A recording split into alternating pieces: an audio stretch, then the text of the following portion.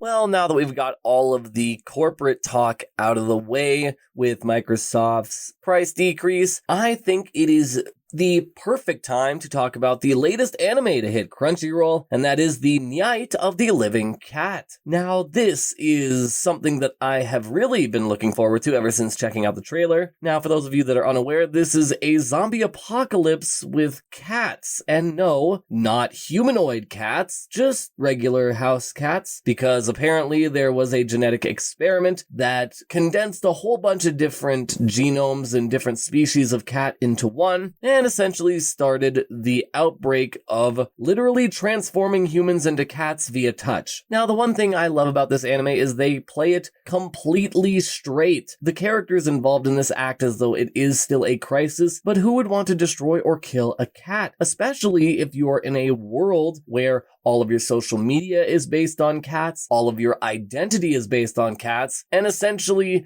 the world's theme is we love cats. So the one thing every single character has come into an issue with is, how can I destroy something that I love so dearly? And that's where I think the great character writing comes into play here, because honestly, this doesn't feel like a gory, scary anime, but there is still that tension. Having the concept of the world ending in such a cute and quote-unquote harmless way honestly kind of increases the tension, because you never know when a scene is going to take place and a cat's just going to drop, or it's going to take a corner. At least with horror movies and horror franchise, with the way they set up suspense, you can kind of anticipate when things are going to happen. But with this, it is kind of up in the air how they're going to take it and what different cliches from zombie apocalypse media they will take into it. Now, another thing I want to mention about this anime is the art style looks good, but this is not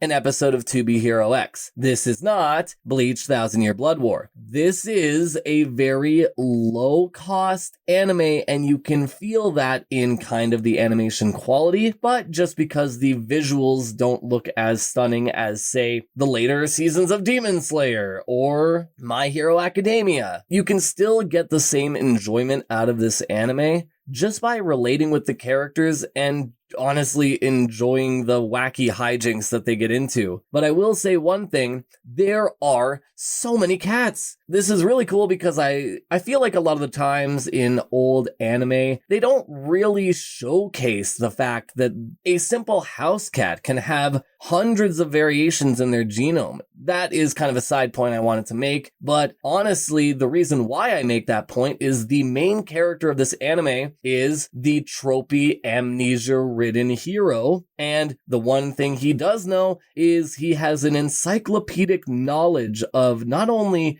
cats' genomes and their species, but also their behavioral patterns and the best ways to handle, quote-unquote, a cat, whether that be as an owner or a survivor of a what they call a nyandemic. But aside from that, I've only seen the first handful of episodes because I just wanted to dip my toes into it. Well, that, and there were only a handful of episodes out at the time of me recording this. But it is really fun to look into, honestly. It is a great anime with a lot of good comedy and some great character interactions as well, because the one strife, the one struggle every character hates to face is having to put down either a dog or a kitten. And I guarantee you, a lot of these characters are just going to end up giving up because they literally can't see themselves harming a cat. Now, I definitely suggest going out of your way to check out the Nyaight of the Living Cat, as it will most likely keep going into the end of this year, depending on how many episodes and seasons they have planned. But yeah, this was honestly really refreshing. A nice Shaun of the Dead style zombie apocalypse where you don't really have to hold your stomach in your hands and wait for the next anticipated jump scare or moment of suspense, especially after all the time I've been playing the Walking Dead Telltale games. It's really nice to just kind of relax for one of these